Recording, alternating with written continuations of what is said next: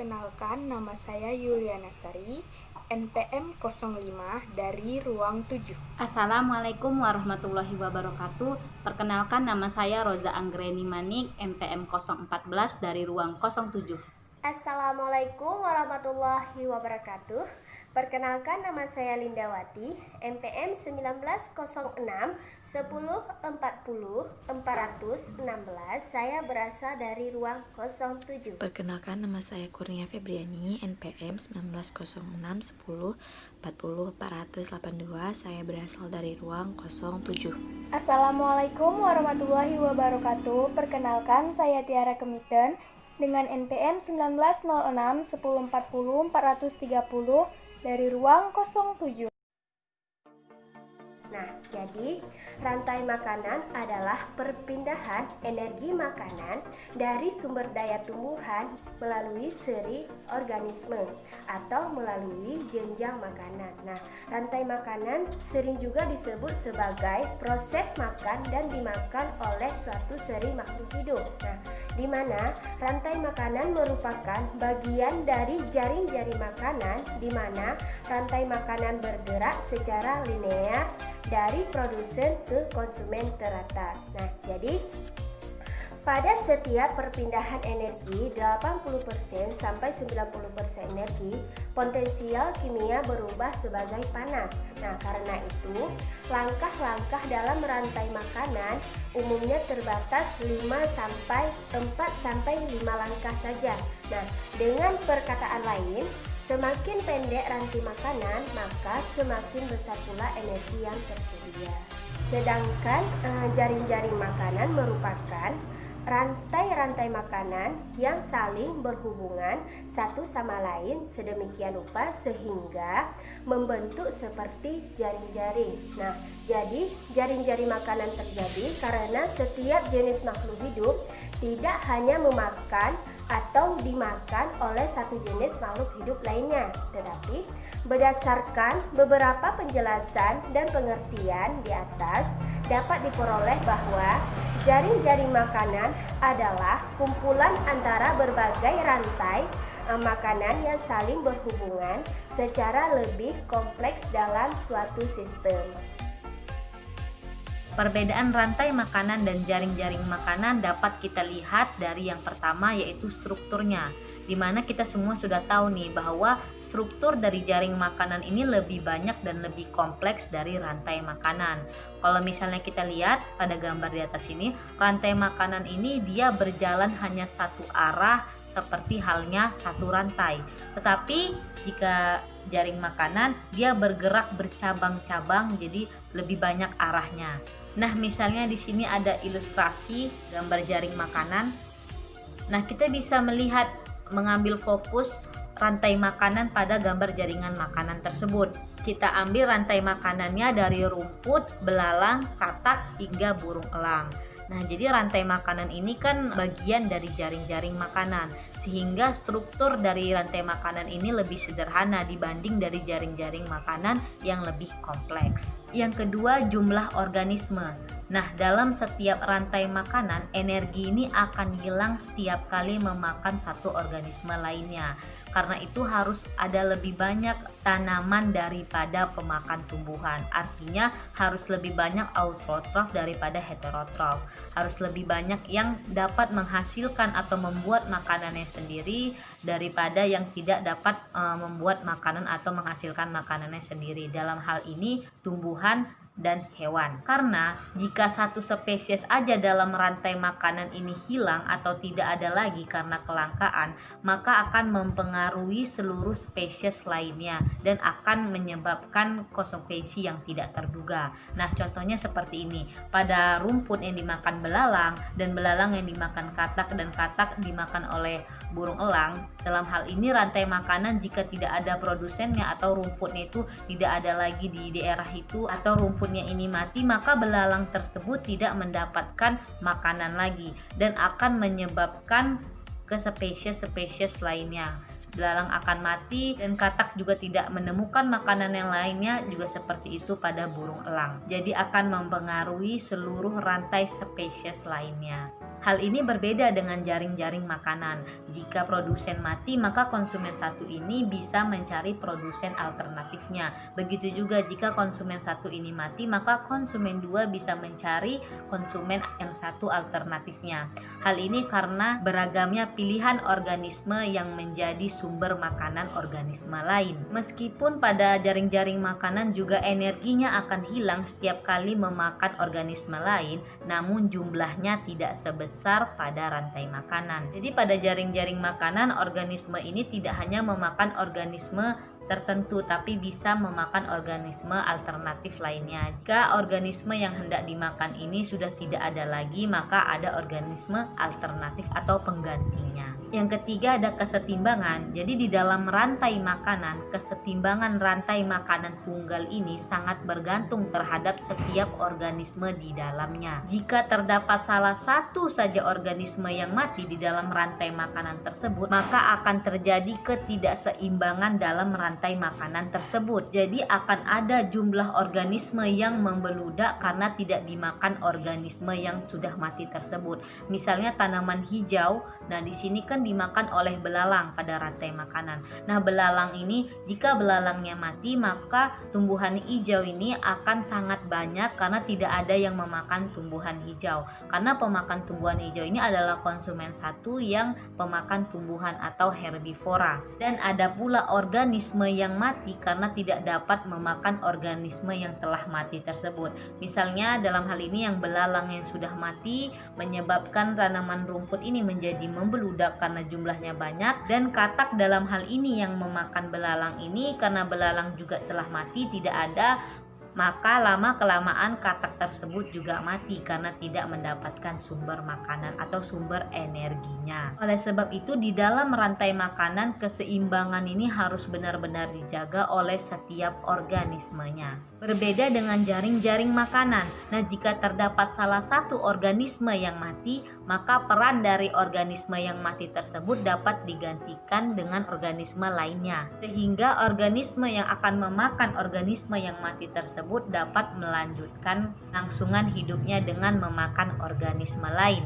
memiliki peran yang sama dengan organisme yang mati. Nah, sebagai contohnya, misalnya katak sebagai konsumen kedua hendak memakan belalang, tetapi belalang ini telah mati dan tidak ada lagi, maka katak tersebut bisa memakan ulat sebagai gantinya, karena ulat tersebut memiliki peran yang sama seperti katak. Nah, di poin yang keempat ini ada keterkaitan antar organisme, yang dimana hampir tidak ada satu rantai makanan saja yang berinteraksi, tetapi puluhan rantai makanan yang terkait lintas satu sama lain sehingga menghasilkan lebih banyak rantai makanan.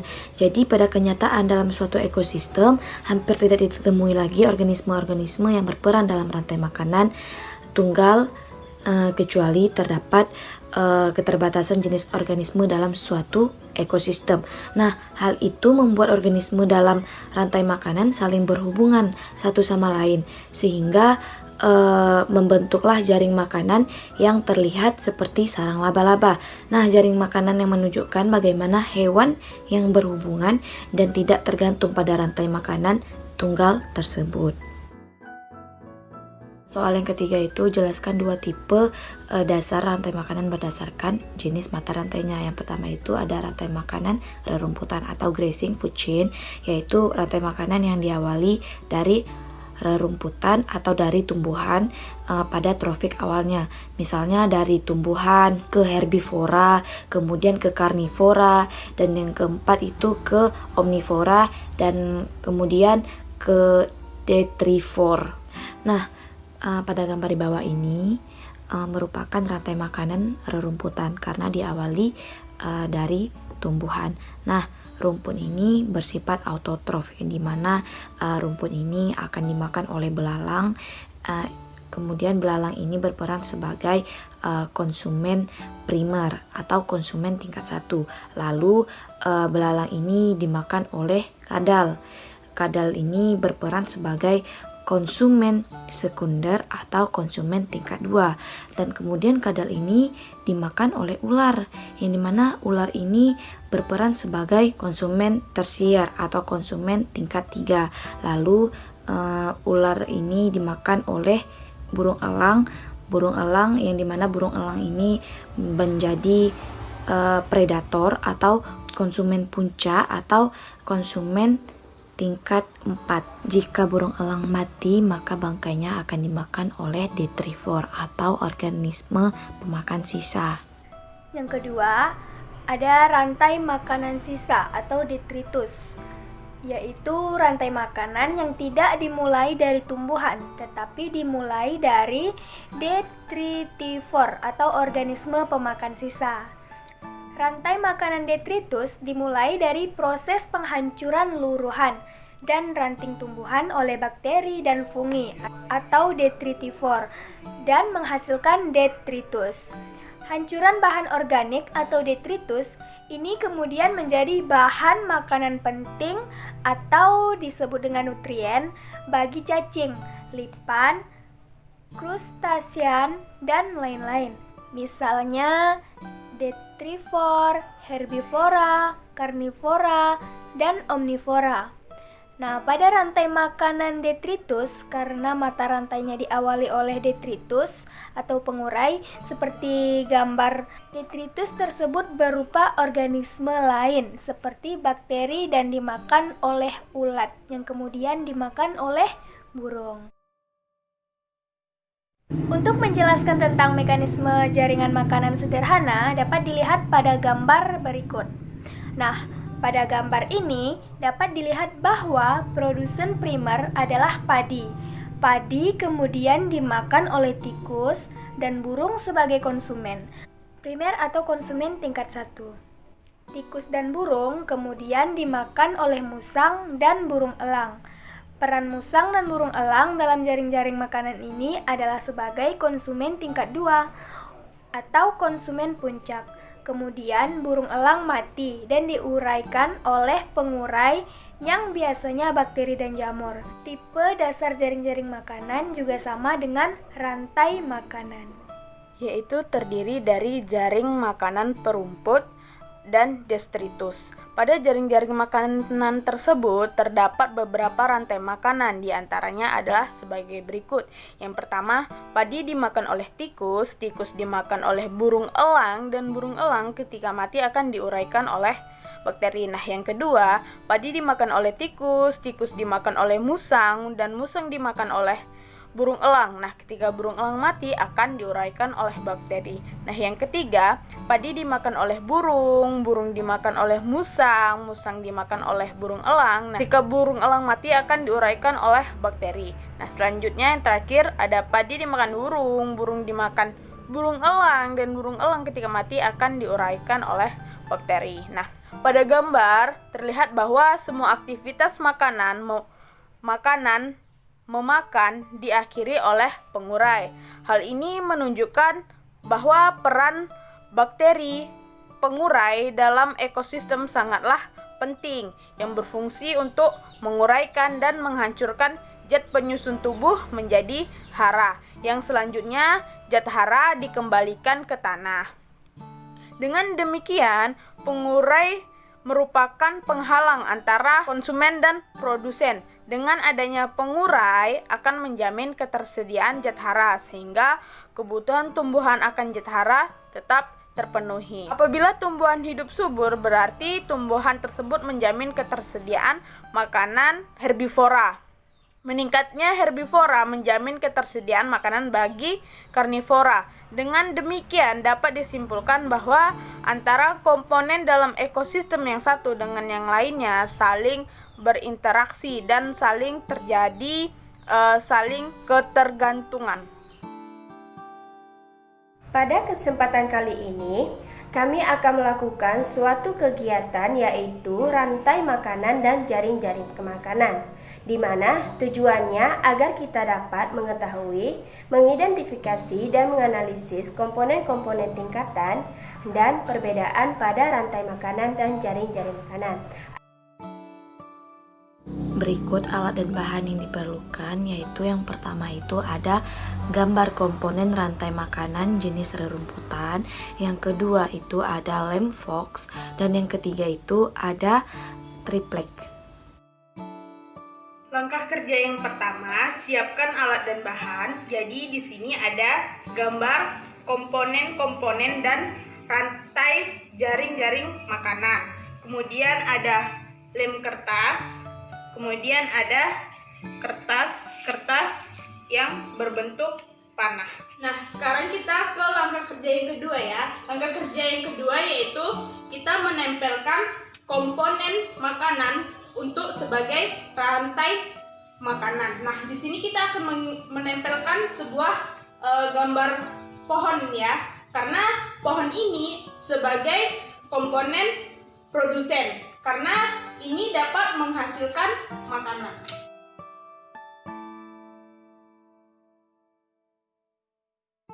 Nah, selanjutnya yaitu gambar yang kedua atau konsumen yang kedua yaitu jerapah.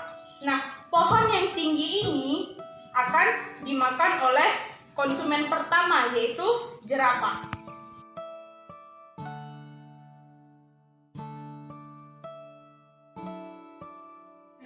Nah, selanjutnya yaitu ada singa.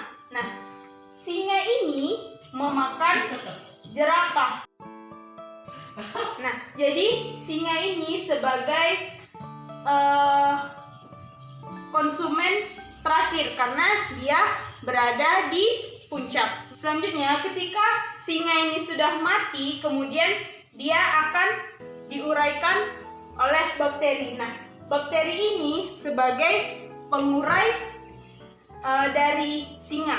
Kemudian bakteri ini akan kembali lagi ke tanah dan menyuburkan tanah.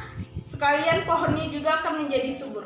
Yang berikutnya kita akan menyusun gambar komponen menjadi jaring-jaring makanan yang utuh. Nah, sebelumnya kan kalian sudah melihat tadi susunan gambar komponen untuk menjadi rantai makanan. Sekarang kita akan menyusun untuk membuat jaring-jaring makanan. Nah, jadi jaring-jaring makanan ini di beberapa rantai makanan. Di sini kita menggunakan yang pertama ada rumput sebagai produsen atau komponen satu karena dia autotrof di mana bisa menghasilkan makanannya sendiri, bisa membentuk makanannya sendiri. Berikutnya, rumput dimakan oleh badak sebagai komponen kedua atau konsumen satu. Jadi badak di sini sebagai hewan herbivora. Jadi biasanya konsumen satu itu terdiri dari hewan-hewan herbivora atau pemakan tumbuhan. Di sini badak juga memakan pohon sebagai konsumen satunya. Lalu badak, di sini kita lanjutkan, badak nanti akan diburu oleh singa atau dimakan oleh singa. Sampai di singa, komponen puncaknya atau komponen terakhirnya setelah mati akan diuraikan oleh bakteri.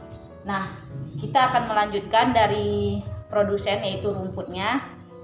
Nah, rumput ini bisa dimakan oleh belalang, dimakan oleh tikus, dan dapat dimakan oleh rusa. Nah, jadi hewan ini sebagai konsumen satu dengan ciri-ciri hewan herbivora atau omnivora yang dapat memakan tumbuhan sebagai produsen.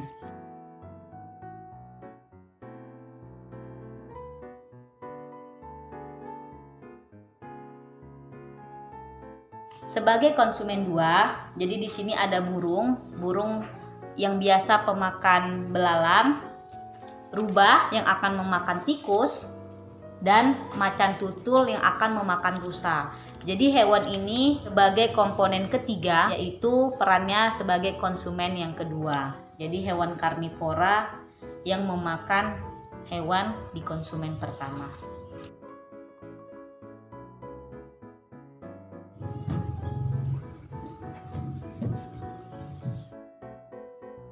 Selanjutnya di sini ada ular.